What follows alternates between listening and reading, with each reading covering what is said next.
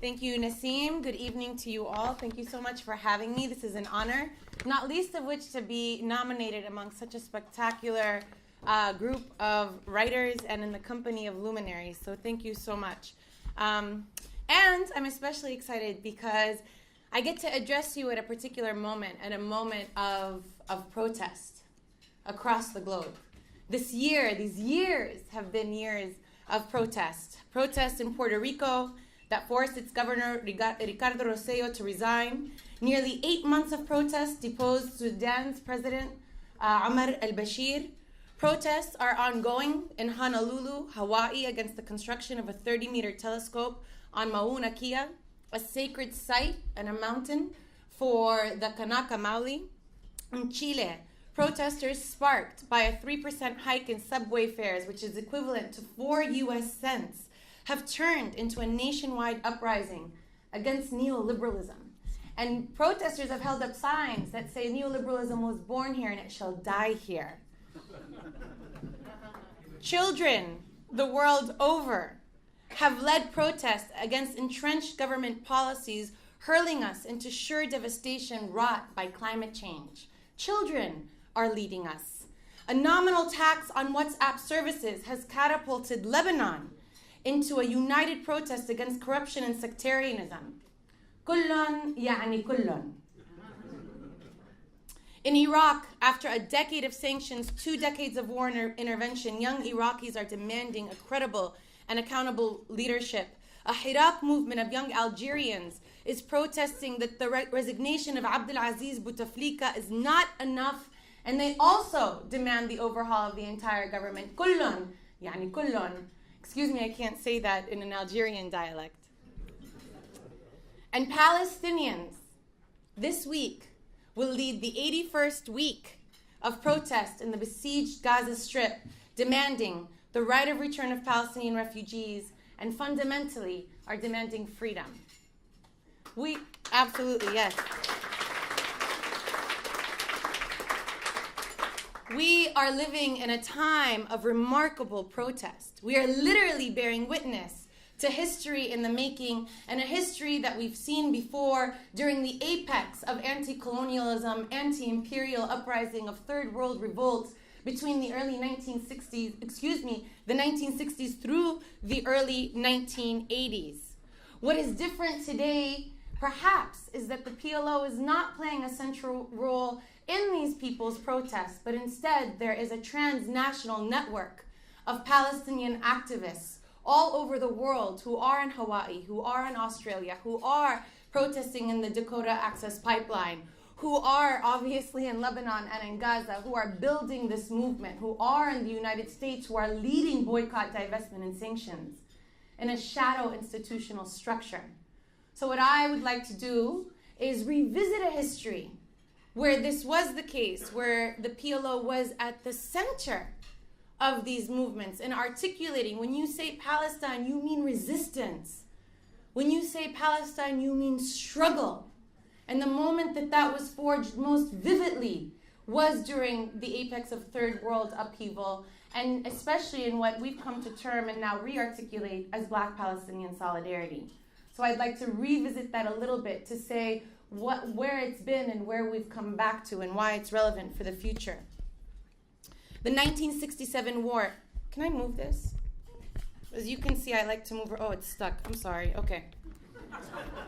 I'll just move around. The 1967 war, which indelibly transformed the Middle East political geography in the context of a rising global tide against imperial domination, proved to be a watershed movement for Black Palestinian solidarity.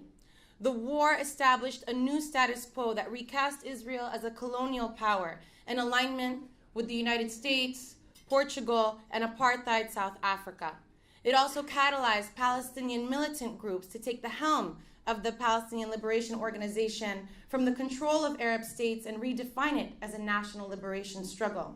Under Yasser Arafat's leadership, the PLO centered the armed struggle as a primary form of resistance and joined the global uprising led by the Third World Movement, and the Palestinian struggle would become a principal part of its revolutionary agenda. The self-described third world sought to create an alternative trajectory than that which was offered by the two worlds in this Cold War. Newly independent states and ongoing national liberation movements constituted this project and engaged in guerrilla warfare as well as fervent battles within the United Nations. By 1960, their efforts culminated in a UN declaration on the granting of independence to colonial countries and peoples that condemned colonialism as an illegitimate form of governance and equated self-determination with a legal right to national independence. The Third World Project struggled for independence, but as Edom Getachew shows, the bid for revolution not only sought to remove colonial powers, but to append imperial circuits of capital that flowed through a colonial geography. It considered empire as a structure of international racial hierarchy and decolonization as a predicate element in a broader process of establishing a new egalitarian world order. Internationalism then, like transnationalism today, has signified an anti-imperial analytic and a bid for world making. Black internationalism as a political imaginary had developed well before 1967, but the Third World Revolt thrust Palestine, in the words of historian Russell Rickford, onto the terrain of Black consciousness. The Second World War, which demonstrated the vulnerability of colonial powers, led American Blacks to reject American exceptionalism and illuminated the co-constitutive relationship between global white supremacy and imperialism. This radical current in Black thought considered meaningful inclusion in the United States as insufficient because equality alone would leave imperialism and the U.S. at its helm intact. U.S. white supremacy, they argued, was tied to a global system of racial capitalism that necessitated a project of decolonization to achieve Black liberation. These politics aligned a Black radical current with ongoing struggles for national liberation and more generally the Third World Project. In this context, Israel's status as a new imperial power in the Middle East following the 1967 war, together with its proximity to the United States and its role in supporting apartheid South Africa, as well as its extractive policies of resources from the African continent, led some Black organizations, including the Student National Coordinating Committee and the Black Panther Party, to openly criticize Israel and to embrace the Palestinian struggle.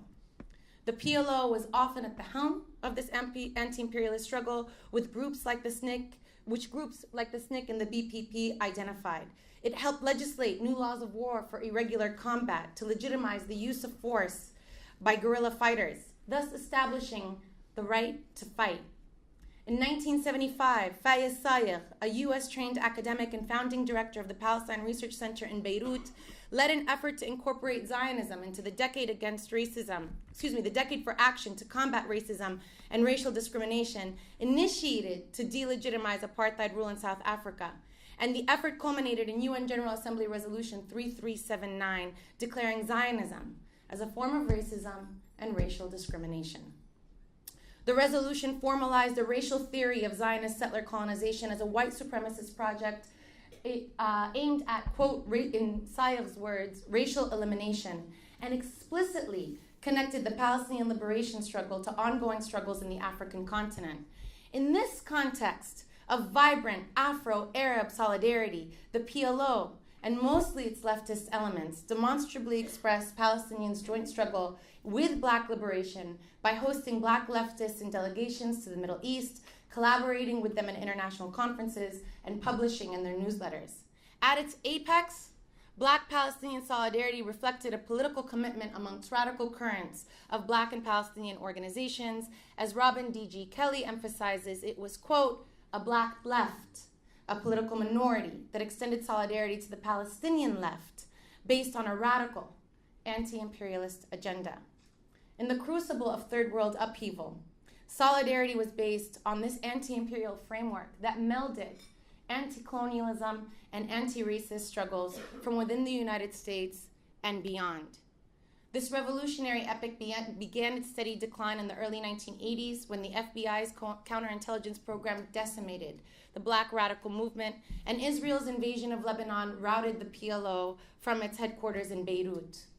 Globally, anti-colonial fervor waned as once revolutionary leaders transformed into autocrats that squash social movements and political opponents in a bid to consolidate their own rule. Perhaps the final chapters of this era unfolded in the early 1990s, when the dissolution of the Soviet Union signaled the end of the Cold War, and when the Third World achieved two of its greatest victories, Namibian independence and the dismantlement of apartheid in South Africa. And the question of Palestine, arguably the last vestige of the Third World's agenda, anti-colonial agenda, was also resolved during this time.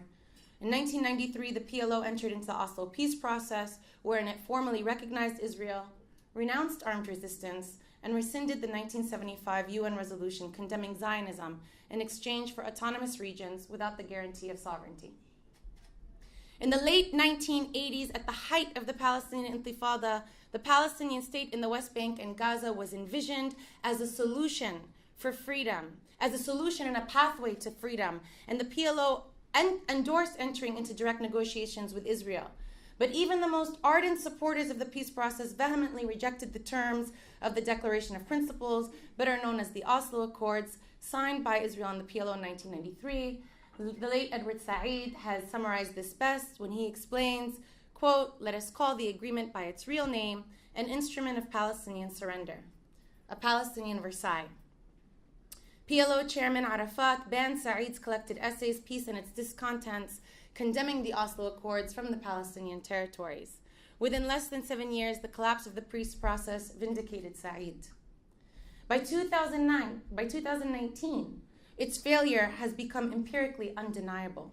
Settlers have increased from 200,000 in 1993 to 600,000, and the settlements have carved the West Bank into more than 20 non-contiguous Bantustans. 85% of the wall's length runs through the West Bank and confiscates 13% of it. Israeli military law prohibits the presence and travel of Palestinians between the West Bank and Gaza, thereby entrenching their political and geographic fragmentation. And in Gaza, Israel has securitized nearly 2 million Palestinians and held them captive under a land siege and naval blockade since Hamas won in parliamentary elections in 2006. Israel torpedoed the possibility of a Palestinian state, not in spite of Oslo, but precisely because of it. Worse, the Palestinian struggle, once a touchstone of global anti-imperial struggle, has since 1993 become ensconced within a peacemaking and national security framework, and with it, fervent Black Palestinian solidarity has folded in collapsed internationalism. But the concurrent bombardment of Gaza and the occupation of Ferguson in the summer 2014 has appended this status quo. During the beginning of the assault on Gaza, the largest scale assault since 2004, when the assaults began. There's been about 22 between 2004 and 2014, but only 3 of the largest scale assaults are the ones that we recognize because of their use of these weapons of destruction. In 3 weeks into that onslaught, Officer Darren Wilson shot to kill Michael Brown, an unarmed 18-year-old Black teenager, six times above the waist, twice in the head. Wilson then left Brown's bleeding body out in the grueling Missouri heat for 4 hours before the watchful and terrorized eyes of Ferguson's predominantly Black community. Brown's killing was the latest in a series of the killing of Black boys, men, women, and girls by agents of the states or vigilantes with near impunity, and prompted a national convergence upon Ferguson.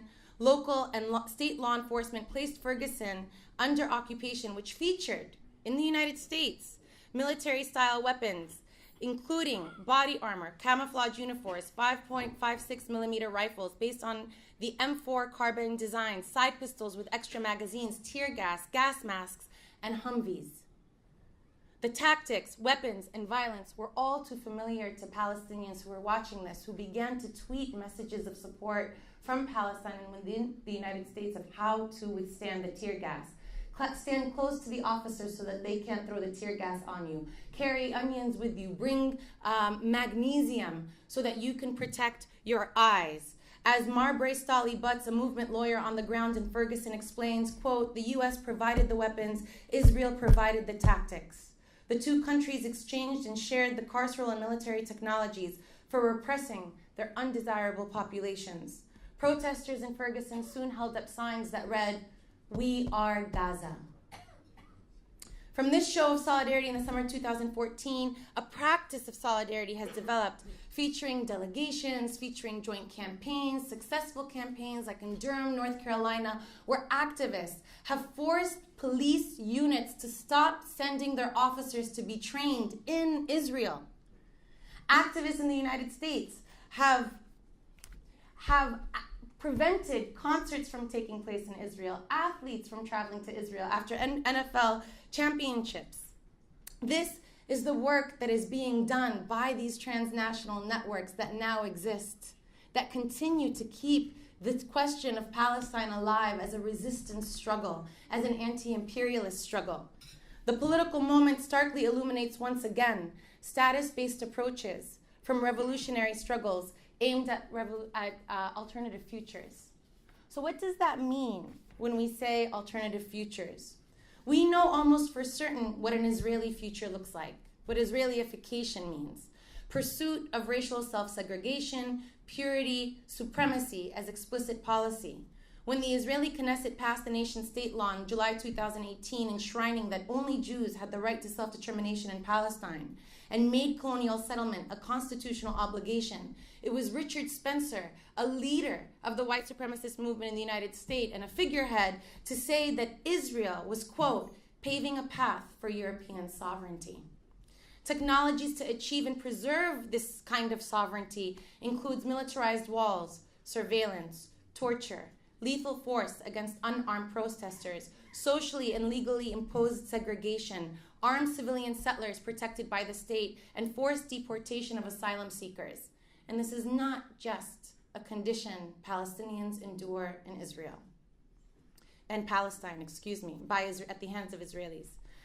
The Donald Trump administration is consecrating this future for the United States. In fact, the Committee on Homeland Security and Government Affairs of the United States Senate, chaired by Senator Ron Johnson, authored the report to, quote, compare Israeli security experiences to the security policies of the United States, seeing as there is much the United States can learn from Israel as Secretary Kelly and the Trump administration take important steps in securing our homeland. What Israel is doing to Palestinians, it is universalizing to be used against populations all over the world, hand in hand with the United States and other colonial powers.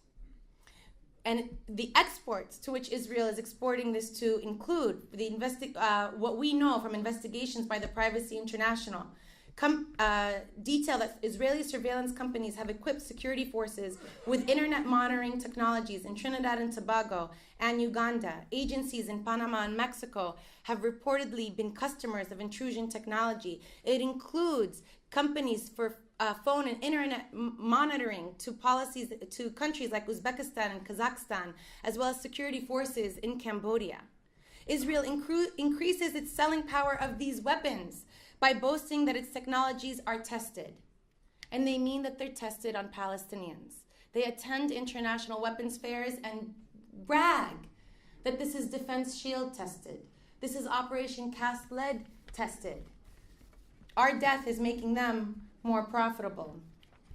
These references have become so global that it's not only Ferguson protesters who identify as Gaza, but in several favelas in Brazil, where state violence and high and living conditions are horrific, the residents refer to themselves as living in the Gaza Strip. Indeed, the challenges Palestinians face is the challenge that many communities are facing, where a police state with advanced weapons technologies enforces an outright policy of ultra-nationalism and supremacy. So what next? We know what the Israeli future looks like, but we do not yet know what the Palestinian one looks like. One path forward is to continue insisting upon establishing an independent state, despite the empirical evidence, despite the intervening decades since the height of anti-colonial fervor, demonstrating the limits of nationalism, as liberation leaders have transformed into despots, and the promise of alternative futures once made by the Third World have been enfolded into violent and nationalist neoliberal trends.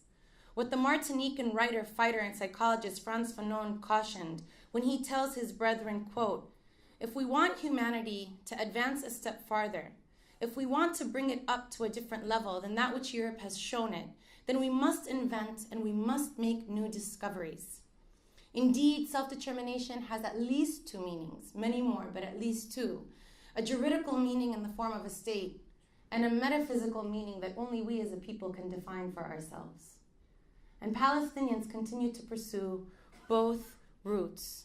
And we are trying to figure out, those as part of a transnational network, and a shadow transnational network of Palestinian activists are trying to figure out what it looks like to be free in the excess of a state.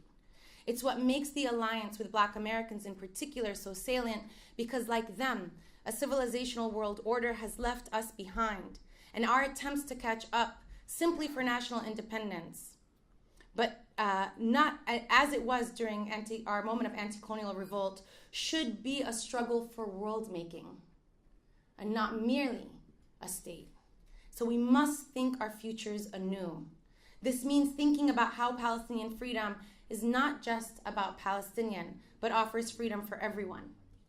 Indeed, at the edge of this juncture facing Palestinians is the possibility of how do we get free beyond a nation-state framework, and how we lift everyone else with us. If we can figure that out as Palestinians, we will be able to offer answers not just for ourselves, but for the rest of the world and humanity as well.